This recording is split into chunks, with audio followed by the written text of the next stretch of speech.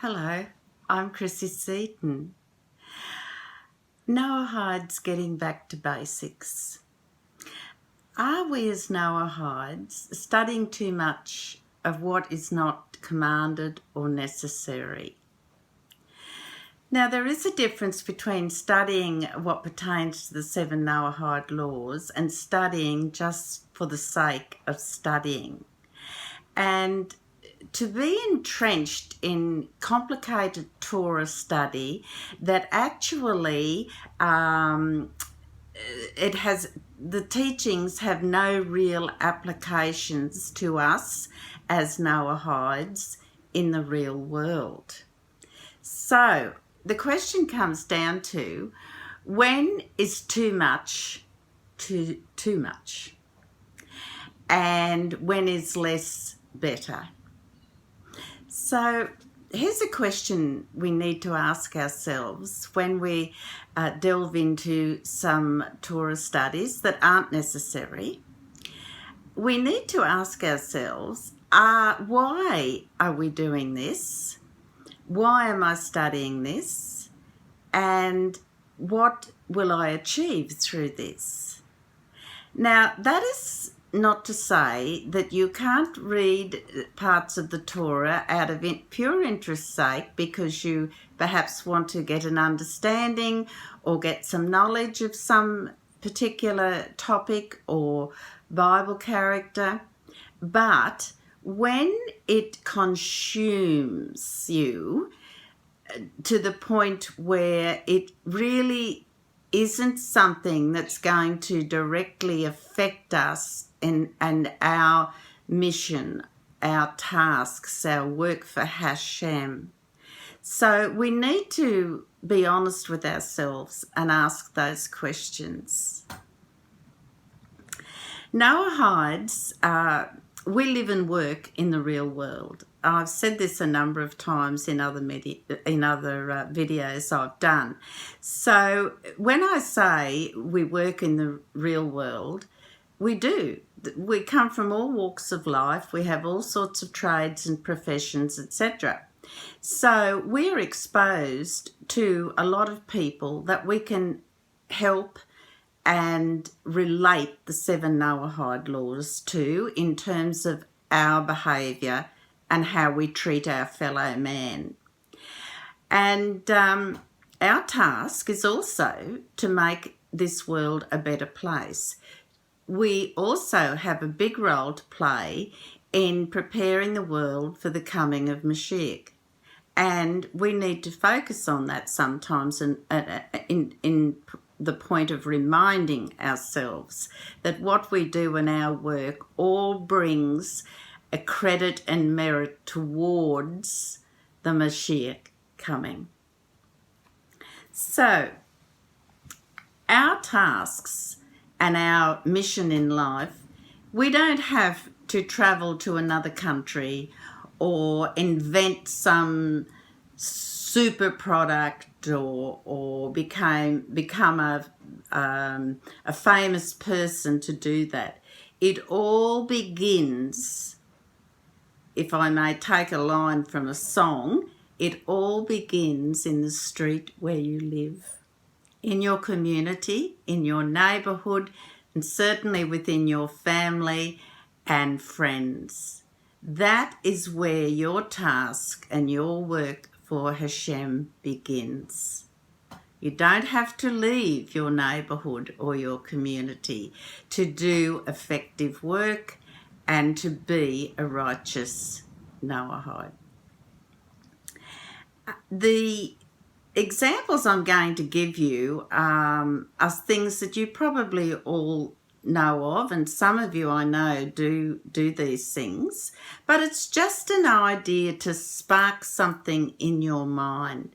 We can be tempted to lead a rather cloistered life at times, and that applies to anybody regardless of their faith or beliefs. It's all too much out there. I just do what I have to do in the outside world and that's it. Go to work, come home, forget about everything else. I can understand that. There are days, I guess, that we all have that feeling.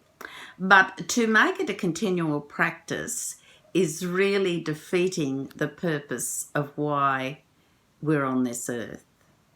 So the best example I think that I could use is kindness.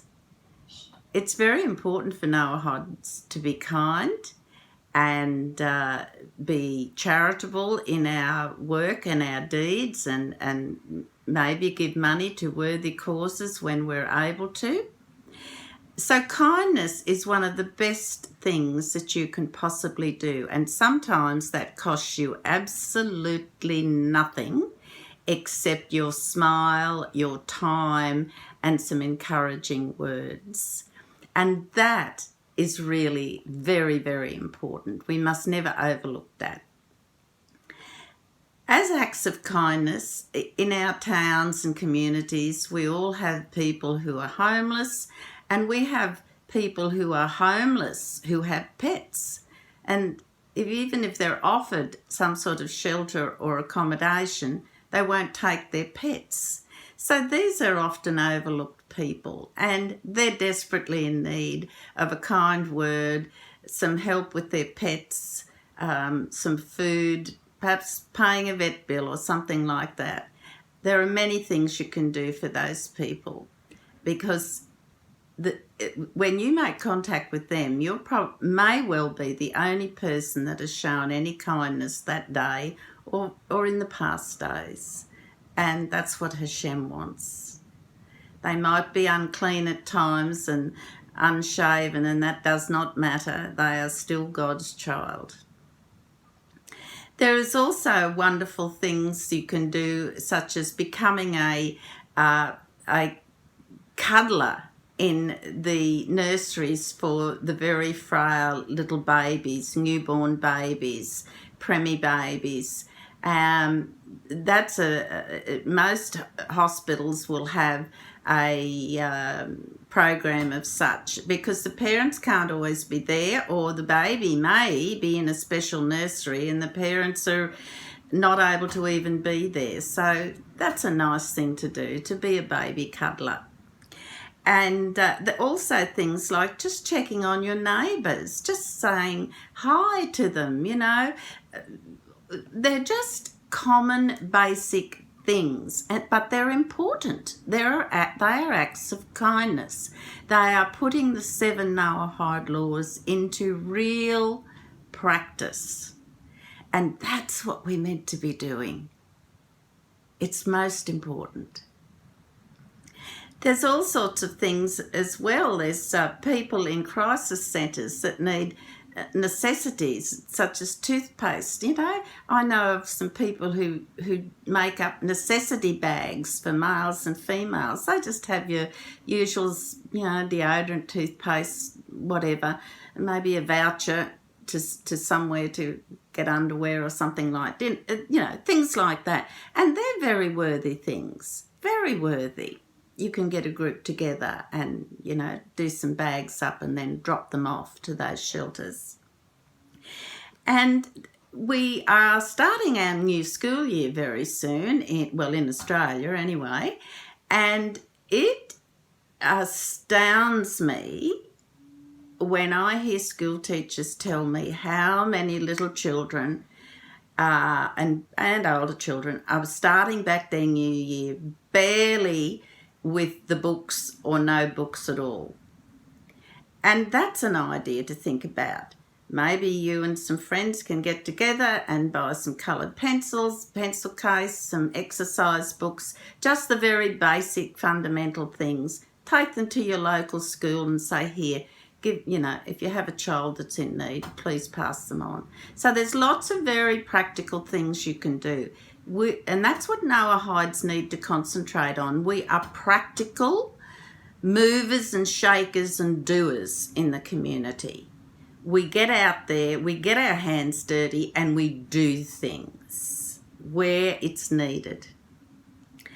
And there's even creating a walking group is just communicating with people, getting people out of the house, half a dozen people, round them up, because we're going to go for a walk every day or every second day. Look, the list goes on. I'm sure you can think of many things and projects that you'd like to commence in your community, and do it. It's a great thing to do.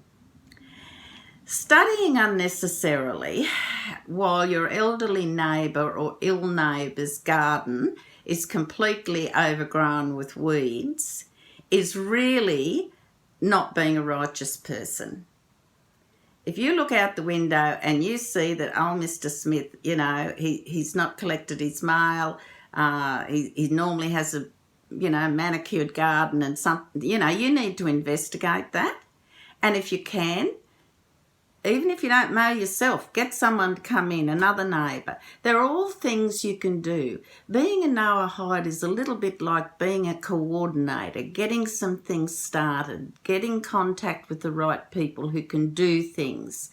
That's real kindness. And sometimes it's only costing you your time. And even though your time's valuable, spend the time wisely.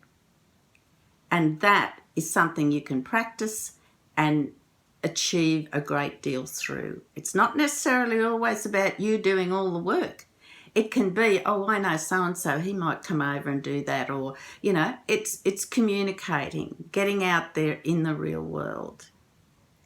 So really we should be studying what is necessary, and that especially in relation to the 7 Noahide laws, and there are the blueprint, as I've said before, and that is what we need to know thoroughly and inside out before we go wandering off on a tangent into some other part of Torah that's really a commandment for Jews. And while it might be interesting to read it, that's fine, but certainly there is absolutely no need for you to spend time pondering over what does not apply to us.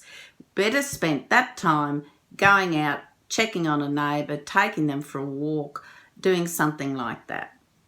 So study what's necessary, do what's required, as in acts of kindness, and you know, that begins with your family, in your home, in your community, in your place of work, for instance, it could be. And again, it begins in the street where you live. That's your time to shine there. Get out and do something. Don't sit there waiting for that big light bulb to go off with a huge project you need to do. While that's admirable, but in the meantime, there's a lot more things you can be doing in practicing the 7 Noahide laws and making this a better world. So it's time to get back to those basic fundamentals of the 7 Noahide laws. Start with kindness. That's always a great place to start, and you're going to feel a lot better after you do that. I just want to remind you all that Deborah Sinton and myself co-host The Power of Prayer. Now that should be up and running this week with sound and all the bells and whistles that go with it. 2 p.m. Israel time. So please, but it is recorded live, and if you can't listen or join in, you can see a recording of it later. So please remember that. It's always very good. We have a Noahide conference in Australia in September 2020, this year that is. Details will be available as they can be published. So we're looking forward to seeing you there. And please remember, subscribe, ring the bell to be notified when there's a new video, leave a comment, ask a question, tick the like button, and most of all, there's something in the street where you live that you can do. Please take care and God bless.